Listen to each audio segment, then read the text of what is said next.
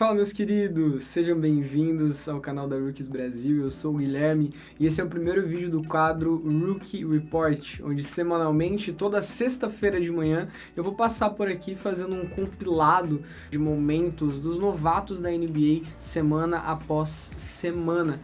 Então eu sempre vou estar atualizando quais novatos estão jogando bem, quais novatos não estão tão bem assim, quem está surpreendendo, para vocês ficarem completamente ligados sobre o que tem acontecido no mundo das novas estrelas da NBA.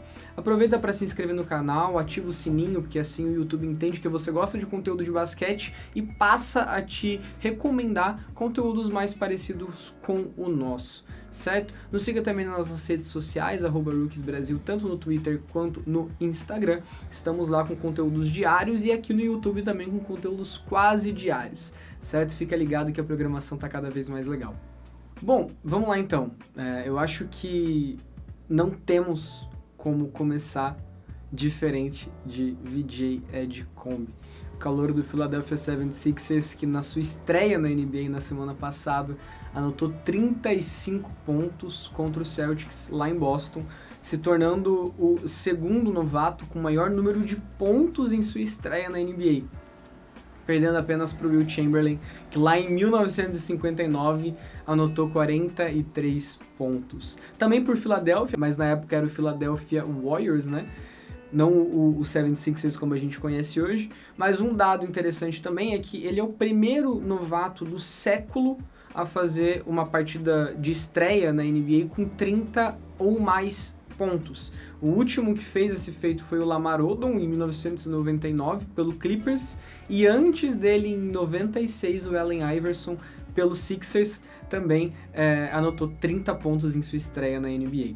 Então, o VJ Edgecombe acabou se colocando num patamar, numa prateleira de jogadores muito bons na história da liga. E a gente tem visto ele se mantendo nesse nível de estreia, né? Ele está nesse momento, depois de 4 jogos, 22 pontos por jogo e 6 assistências. Um número que é considerado alto para ele, tendo em vista que a capacidade de playmaking na época do pré-draft, da passagem dele por Baylor, não era algo tão elevado assim. Não que ele fosse ruim, ele sempre foi um bom passador, mas essa não era uma valência positiva de destaque do jogo dele. Era algo que a gente observava como um ponto a ser melhorado, né, e não como algo que ele já fazia excepcionalmente. Outra questão também do jogo dele é o aproveitamento nas bolas triplas. Nesse momento ele está com aproveitamento de 40% nas bolas de 3.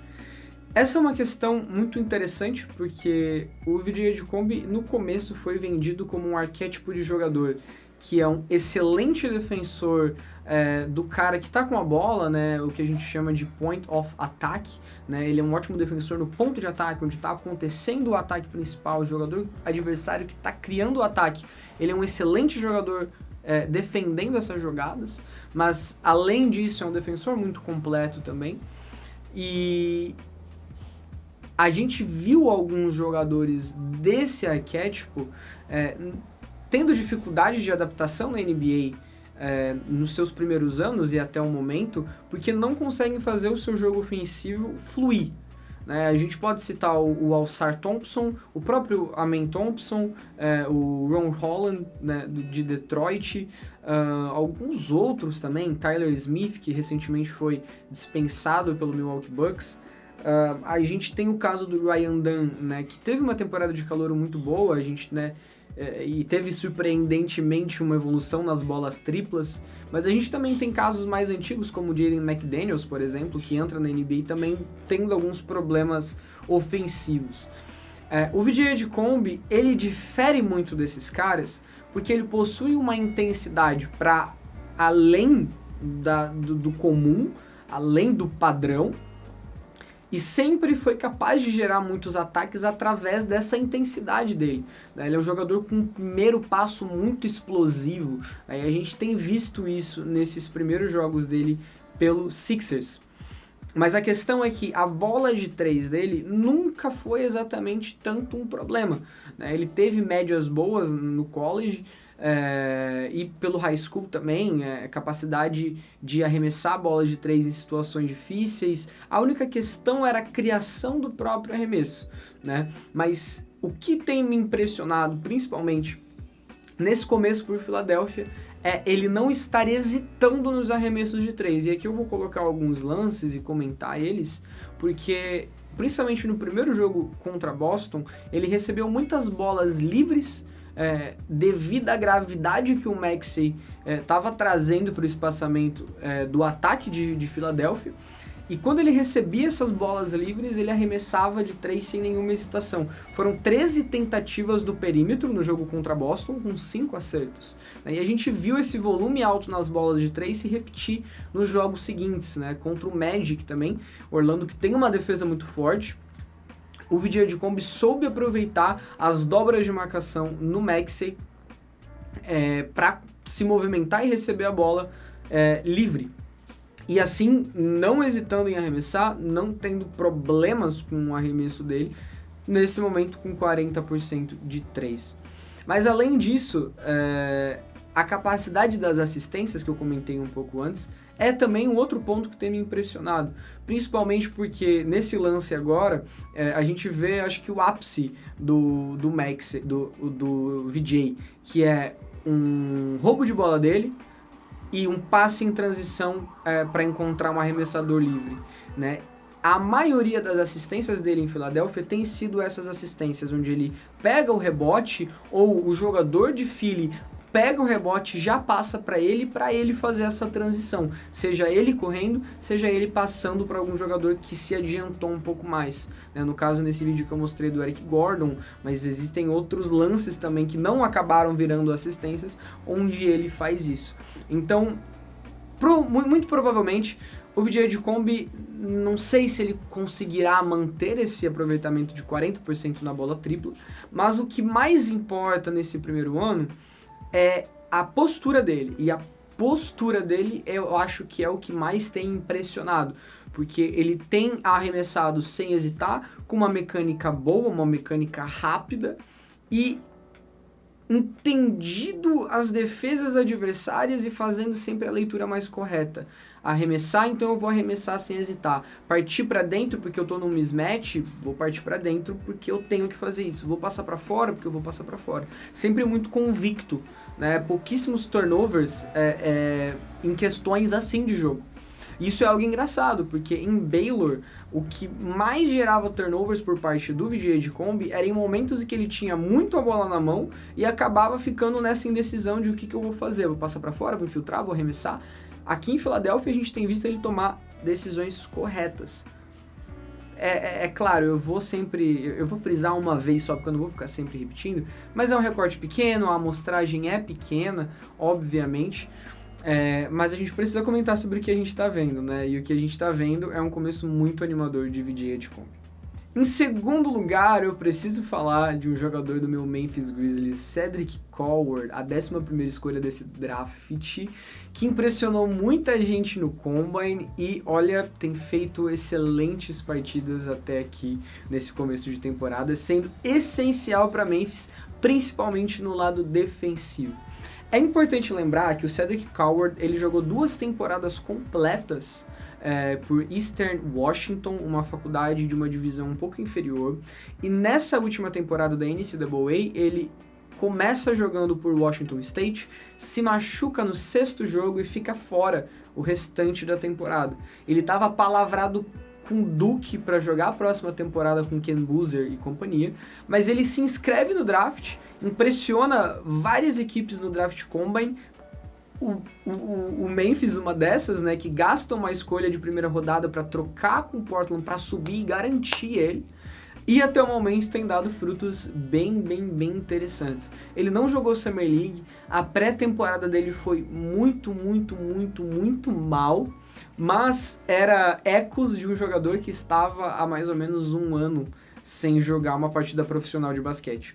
Então, esse começo de temporada acaba me surpreendendo um pouco mais justamente por isso. É um jogador sem ritmo, já entrando num contexto muito competitivo, numa equipe que está fazendo uma transição de estilo de jogo, que é o Memphis Grizzlies, saindo daquela equipe do Taylor Jenkins, que era uma equipe com pouquíssimos pick and rolls, era a equipe que menos fazia pick and roll na NBA, era uma das mais lentas também em contra-ataque, para esse estilo de jogo do Thomas Izalo, que foi campeão lá do Eurobasket com o Paris, fazendo um estilo de jogo exatamente oposto a isso, com muita velocidade em transição, muita velocidade nos ataques para pegar a defesa adversária não tão postada assim. E o Cedric Coward, ele é esse defensor sensacional que sufoca o ataque adversário, seja em cobertura, seja no mano a mano, seja correndo através de bloqueios. O Cedric é muito, muito, muito bom fazendo isso. Inclusive nesse lance que eu estou mostrando aqui, é o primeiro jogo, a estreia dele na NBA contra o Pelicans, ele fecha o jogo em quadra. Aqui faltava 2 minutos para acabar o jogo e ele dá esse toco decisivo, passa pro Aldama jogar pro Ja Morant e abrir a vantagem para 3, que depois acabou sendo ineficiente pro Pelicans conseguir alcançar. Então essa defesa dele de cobertura, né, gera um ataque que acaba matando o jogo, que é muito, muito interessante, porque ele entra exatamente nesse estilo de jogo que o Thomas Izalo quer implementar em Memphis. Transição, corrida, movimentação rápida, e ele também é um cara com muita capacidade de pick and roll. A gente tá vendo agora os lances dos arremessos dele contra o Indiana Pacers, o jogo que ele fez 27 pontos, com 6 arremessos de 3 tentados e 6 arremessos de 3 certos. Ele teve um aproveitamento de 100% no arremesso do perímetro nesse jogo, e a gente tá vendo ele criando esses arremessos de 3, ele gerando esses arremessos de 3 através de várias circunstâncias, né? Seja correndo através de bloqueios, handoffs, seja criando o próprio arremesso dele também. Então, o Cedric impressiona com a capacidade dele de arremessar muito rápido, muito alto, a envergadura dele é algo descomunal, que faz com que os defensores sofram em tentar contestar esse arremesso, mas também possui essa capacidade de criar o próprio arremesso, como nesse step back para cima do Jarvis Walker. Uma coisa interessante, tá? O Cedric Coward, ele já, entre aspas, tem 22 anos. Né? A gente teve uma discussão na temporada passada por causa do Dalton Necht, né, que entra na NBA pelo Lakers também com uma idade um pouco maior do que a maioria dos calouros e não tem uma curva de desenvolvimento tão alta. Mas toda regra possui uma exceção. O Cedric Coward, ele parece ser um jogador com um piso, né, uma base de jogo muito bem definida, mas com algumas coisas a serem lapidadas no jogo, principalmente de meia quadra dele, que podem torná-lo um jogador especial. Tá? Não sei o que é necessário para que ele atinja todo esse desenvolvimento, mas essa criação própria de arremesso de 3 já é algo muito interessante, principalmente, como eu comentei, um jogador que ficou quase um ano parado.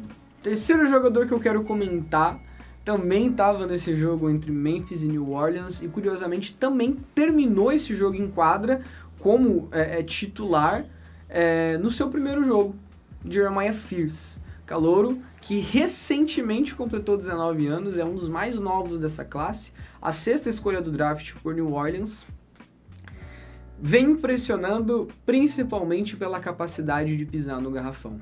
No jogo de quarta-feira dessa semana contra o Denver Nuggets, uma derrota bem sofrida do Pelicans para Denver, mas se existe algo que a gente pode tirar de positivo de New Orleans, foram os pontos do Jeremiah Fears para cima da defesa de Denver. Denver tem alguns problemas defensivos, principalmente por causa de Jokic e Valanciunas, mas a gente está vendo nesses lances movimentações, agilidade, flexibilidade do Jeremiah Fears e principalmente a velocidade que ele tem em se desmarcar do defensor que está colado nele, né? Ele é muito rápido, muito rápido, e ele gera muito jogo através dessas infiltrações. o defensor precisa estar muito colado nele para permitir que ele não gere essa infiltração, porque em qualquer espaço aberto ele infiltra e é muito habilidoso ao redor do aro. É incrível a capacidade que ele tem de dar, às vezes, ali um Eurostep, uma movimentação um pouco mais quebrada em direção ao garrafão para conseguir fazer a cesta. E isso tem gerado coisas positivas para New Orleans. O que talvez tenha sido o ponto que mais me chamou a atenção foi que nos momentos em que o Jeremiah Fears possui a bola sob domínio para gerar um ataque em New Orleans, todos os jogadores que estão em quadra pelo Pelicans abrem no perímetro. Então a gente vê alguns lances onde está o Trey Murphy abrindo no perímetro, Herb Jones, Zion e seja quem mais estiver ali junto com ele. Jordan Hawkins, né, que já tem essa capacidade, mas até mesmo caras grandes, assim, o Ives Smith gerando esses movimentos a lá Steven Adams pro Ja-Morant, né, nas temporadas passadas, onde o Ja-Morant, né, foi um All-NBA e tudo mais. E mencionando o Ja-Morant, o Jeremiah Fears, ele tem uma deficiência nos arremessos de 3, seja na autocriação desses arremessos, seja na conversão deles por si mesmo, né? E eu cito o Ja-Morant justamente porque o Ja-Morant consegue ser um jogador super, né, estrela na NBA hoje em dia, pela capacidade e eficiência elite dele ao redor do aro pisando no garrafão, mesmo sendo um jogador bem ruim nas bolas de 3, né? Pra não falar outra coisa, o Ja-Morant, ele tem ali uma eficiência bem... Ele nunca teve uma temporada muito boa como um arremesso do perímetro, né? Então é um caminho muito claro que eu acho que o Jeremiah Fears tem a percorrer na NBA se o arremesso for bem ruim ali, né? Se o arremesso continuar bem ruim.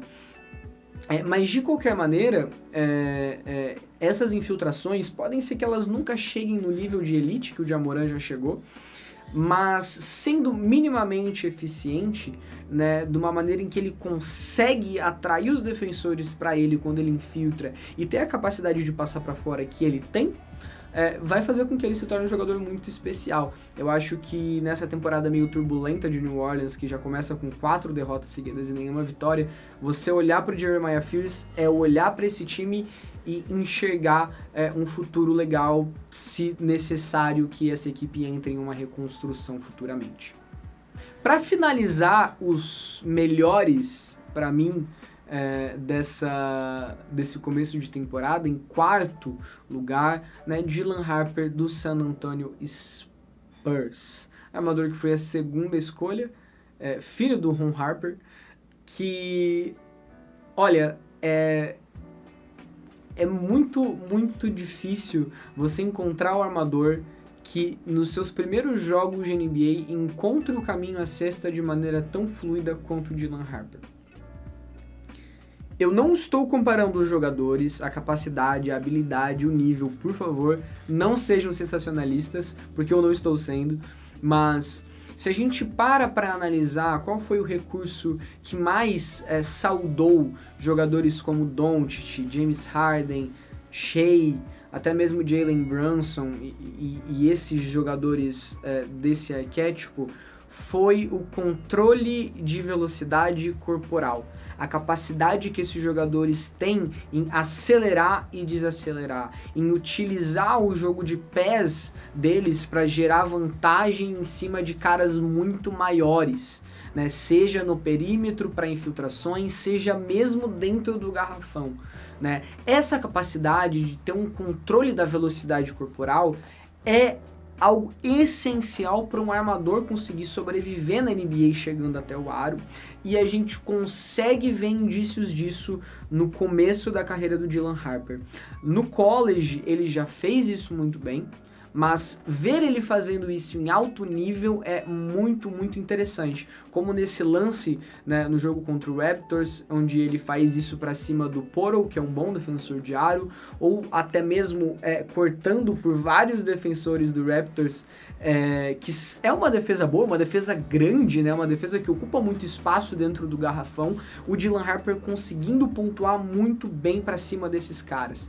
É incrível a capacidade dele de chegar perto do aro e incrível também a capacidade dele de manipular a defesa através dessas infiltrações. Ele começou a temporada, né, os 2 primeiros jogos dele meio empacado, mas mesmo assim ele tá com uma média de praticamente 15 pontos por jogo. E isso tem feito muitas coisas interessantes para San Antonio, né? Principalmente porque existiu uma questão sobre como vai funcionar o Stephon Castle e o Dylan Harper juntos. Nesse primeiro momento, com o Fox ainda lesionado, a gente tem visto uma dinâmica legal entre os dois, mas com o Castle sendo o armador um pouco primário ainda. Mas, né, a gente teve um jogo contra o Pelicans, onde o Castle teve 10 turnovers. Então eu imagino que com o Fox voltando, o Stephon Castle seja realocado para a posição número 2, onde ele tenha funções mais defensivas, e isso permita que o Dylan Harper venha do banco comandando a segunda unidade, tendo mais liberdade para ter a bola na mão mesmo, né? E até quem sabe tendo ele como um manipulador primário, né? Como um armador primário, claro, depois do Wembanyama, gerando ataque para San Antonio até o final dessa temporada. A curva de evolução do Dylan Harper é um negócio absurdo e, cara, assim, a adição do Stephon Castle na temporada passada já foi muito boa para você solidificar uma defesa com o Wembanyama, com o Vassell e com Jeremy Sohan.